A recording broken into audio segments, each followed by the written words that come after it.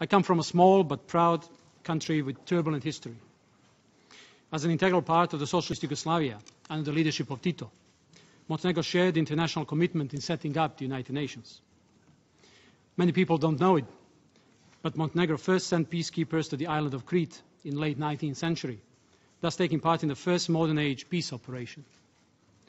I come from a country that restored its independence 10 years ago, after a peaceful, democratic referendum, thus breaking the pattern in the region. A country that has hugely invested in preserving its multicultural, multi-religious, and multi-ethnic identity. My hometown, the Mediterranean town of Bar, has been known for centuries as a true example of diversities. The old town, although relatively small, used to wall in Christian Orthodox and Catholic churches along with mosques. By pointing out all this, ladies and gentlemen, I'm trying to say that I understand the modern-day challenges. Monsieur le Président, beaucoup estime... Chairman, many people think that we're living in the best period in history. But does the youth globally share this sentiment? Are those who are under 25 and make up half of the world's population happy with what life has to offer? People tend to grow pessimistic, and many lie down or wake up in fear. 2015 was a pivotal year for concluding several multilateral agreements.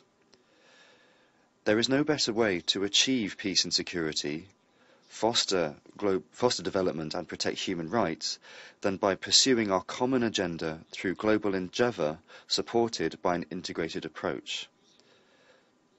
So, there is reason for optimism, and the first task, indeed, ought to be building optimism through committed efforts. We must show our youth we deserve this chance. Current international peace and security landscape raises deep concerns. In too many places, the international community has been unable to prevent and end bloodshed and stop atrocities and suffering of millions of people. Complex challenges such as contemporary and protracted conflicts, dire humanitarian situations, migration, refugee flows, spread of international terrorism and violent extremism are testing our ability to protect the UN Charter and ensure effective protection of civilians, especially the most vulnerable. Compliance with international law and redoubling collective efforts in placing primacy on political solutions for solving differences, rectifying tensions, and achieving sustained peace and stability, including renewed efforts towards disarmament, should be central. I firmly believe we can do more to strengthen prevention and mediation capacities and tools across the United Nations. To that end, there has to be a greater participation by women and youth in addressing challenges and root causes of conflicts and extremism, as well as in improving humanitarian activities. One of obvious avenues, yet still untapped, is through partnership with regional and sub-regional organizations. This also means fostering regional cooperation. For instance, after I initiated it 3 years ago, building on the existing forms, together with my colleagues from the region and the European Commission, we have worked out an effective Western Balkan 6 format as part of the wider regional initiatives. Not only is it a mechanism of economic and political cooperation, but also a tool for preventive diplomacy other regions can replicate. As I have looked into the matter carefully, I believe this leads to the conclusion that there has to be a certain modification in the way the UN team works. More efficiency and effectiveness can be brought about by setting up the UN Peace Operations Group, closely supervised by Secretary General and Deputy Secretary General, as presented in my vision statement. This modification can make a difference in supplying the Security Council and the Peace-Building Commission with necessary and improved insight, enabling better decision-making and improved coordination. Additionally, Deputy Secretary General should have a more accentuated role in dealing with regional and sub-regional arrangements, as well as in the field of mediation and prevention.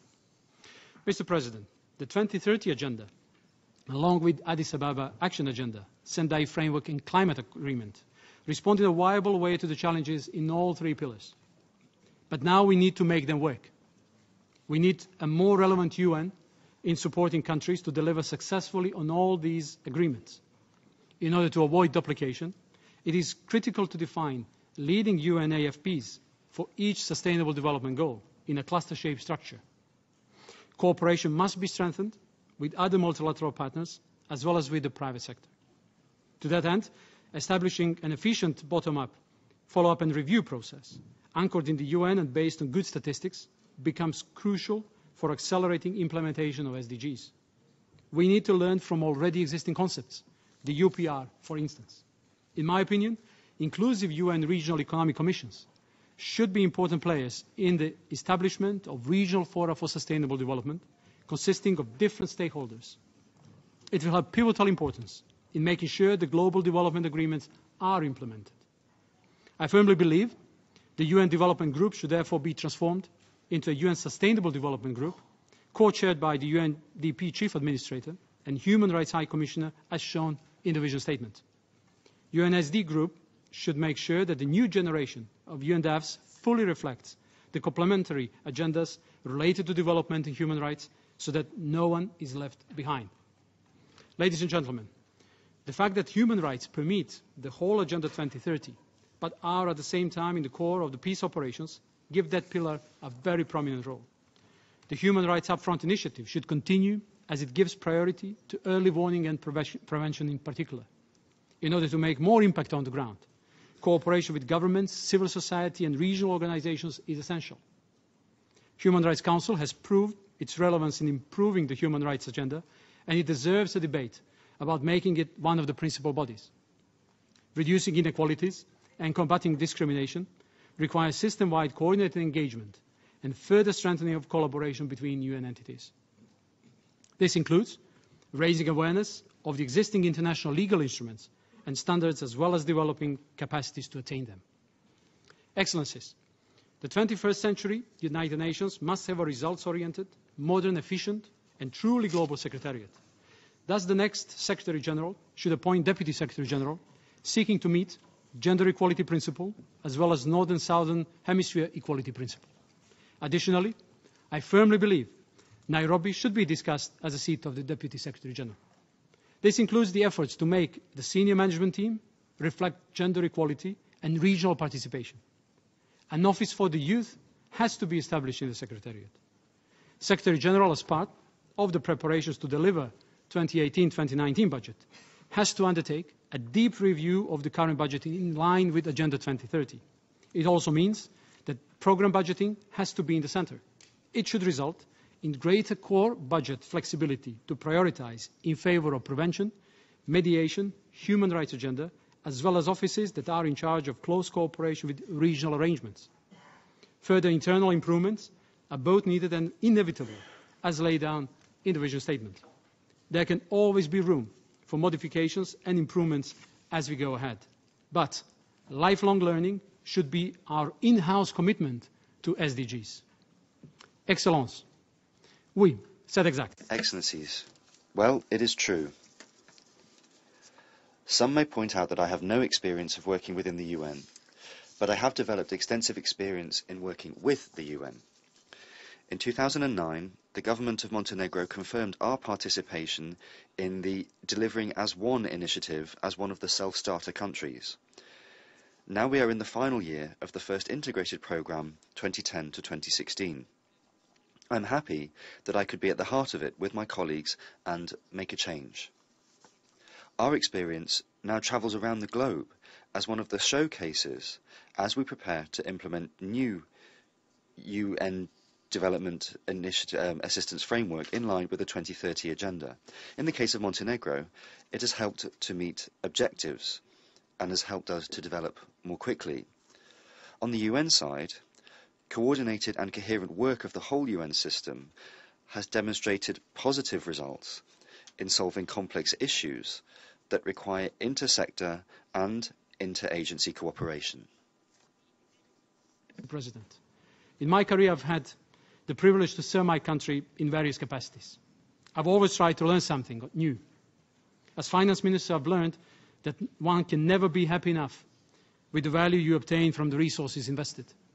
As foreign minister, I've learned it takes a lot of patience and perseverance, no matter how good a goal is. As prime minister, I've learned that despite all the skepticism, if there is a strong will, things can get done. My role and the role of the future UN administration would be to do our best to reflect the needs of the ever-changing world. Nothing lasts forever, but the certainty of change. Therefore, we have to work to be able to accommodate for those that come up. This vision is about ensuring effective and efficient UN system in addressing existing and emerging challenges by extending partnerships and strengthening coordination. We need to reinvent multilateralism through the principles of responsibility, inclusiveness, and engagement. Shukran jazilan. Большое вам спасибо. Фейчан гансье. Muchas gracias. Merci beaucoup. Thank you all.